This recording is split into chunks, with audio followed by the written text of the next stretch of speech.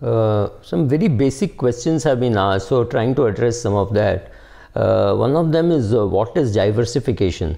So diversification is a strategy of spreading one's money across various investment sources. So it could be equity mutual funds, it could be direct equities, it could be art, it could be real estate, it could be debt mutual funds, government securities, all that full range is called diversification. And largely diversification is done to reduce the risk of not being able to get your money back from any one place.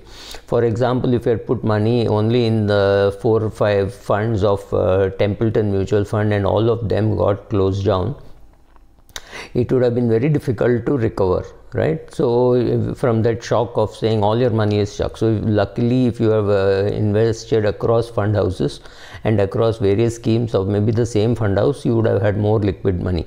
Now similarly, you can invest in the US funds, but you think US funds are overpriced and Japanese funds will do well. Well, there are fund of funds available, and now since 1 or 2 fund of funds are doing well, I'm sure all the 42 fund houses will come out with fund of all funds with international diversification. So next step is that if you see the choices which will come up.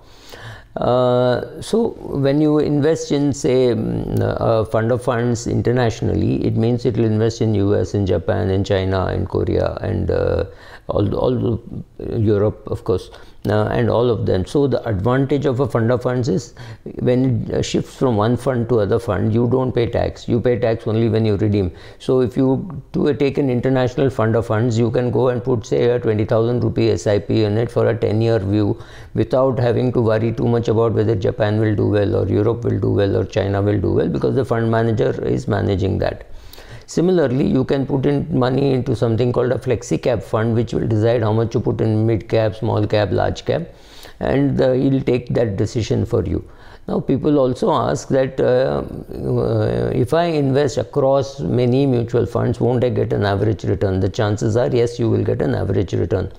But please understand, even among large cap funds, there could be one large cap fund which is focused into, say, 30 shares, and another one which is focused into, say, into 80-90 shares. So if there is a fund with 80-90 shares, one fund with 60 shares, and one fund with 30 shares, these are 3 large cap funds. They can give you different results, right?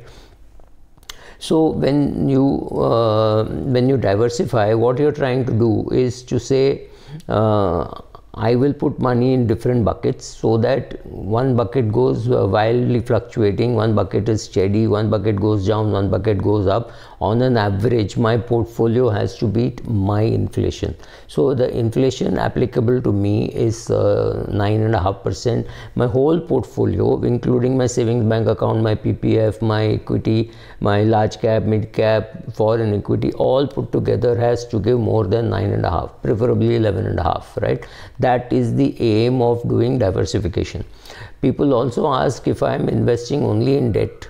For example, I'm putting money in PPF, I'm putting money in bank deposit and some PSU fixed deposits and some other company fixed deposits. Do I still need to diversify, or do I just take one and put everything there? If you go to the grievance cells of many companies, or if you see the grievance on websites, and you will realize that people find it difficult to get money out of government schemes also. It is not to assume that if it's a government scheme, your money is safe and it will come. Sometimes it does not come. It takes a very long time to come. So diversification always helps.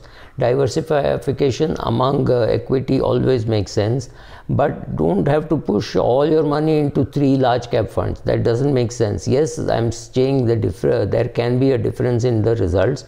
So these days I find that if somebody wants to do, say, 15,000 rupees SIP in large cap fund, 15,000 rupees in a mid cap fund, and 15,000 rupees in a small cap fund, I'm just assuming for a minute, what the IFA or the MFD does is, just to be more safe or to please more fund houses, he will choose 3 large cap funds, 3 mid cap funds, and 3 small cap funds, or 3 flexi cap funds, whatever. So finally you will find 45,000 going into 9 mutual funds, I do not know how effective this is, but there is always an argument favoring diversification, saying if I diversify, the risk is less. That is true provided you diversify across mid cap, large cap, small cap, and you know how to assign proper weightages, and maybe you don't need so many schemes. But we always love to predict winners, and therefore 9 schemes of 5,000, because it allows the MFD to tell them,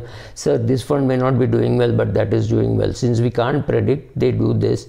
But you can achieve some of it by just by putting money in an index fund. But I do not know whether we will love to make our investment so simple. So one more question which people ask is there any point in diversifying across multiple equity funds if they all hold shares of the same or similar companies in their portfolio? Exactly. If you want to diversify, you have to diversify from large cap, mid cap, small cap, flexi cap, right? So all these classifications are there, so you choose sensibly. I would still suggest 60% of money going into large cap funds. If you do not know how to pick a large cap fund, you are not so badly off putting money in the index. Index is a very sensible option, right? So if you do diversify, there are advantages of diversification, but there are disadvantages. It's all the U-shaped thing, right? First there are then you go like this, and then again the benefits are there, or again there is no benefit beyond a particular. So 5-6 funds is too much for something like 30,000 rupees. So I think you can do 15,000 per in a flexi cap fund, and 5,000 in a small cap fund, and 5,000 in a small cap fund, 15,000 in a large cap, 5,000 in a mid cap, and 3,000 in a small cap fund. Something like this, if you diversify in the same ratio, life is good, but don't over diversify. In every case, take the growth option, never take the dividend option. It is no longer worthwhile.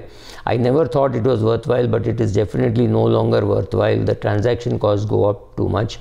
Also, the problem in the diversification is after you diversify, somebody comes and tells you why this fund, why not this fund. Then you remove from one place, put in another. There will be short-term capital gain. It becomes very inefficient way of doing things. So don't do that. Be clear in why you are diversifying. You're diversifying to reduce risk. So therefore, when you do diversify across funds, make sure that all the funds are represented. One large cap fund, one flexi cap fund, one mid cap fund, one small cap fund. When you diversify like this, see what the flexi cap fund does and give the fund manager the opportunity to do that. So across 4 categories, if you choose 1 or 2 in each, you will have 7, 8, which is more than sufficient. You don't need this. Now similarly, when it comes to debt funds also, you can diversify between, say, a very short term fund to a long term fund, which is like a gilt fund. So again, you can diversify across 4, 5 fund categories, and so you will have 4, 5 debt funds and 6, 7 equity funds. Beyond that is not worth it. In fact, I have lesser than that, right? Thank you.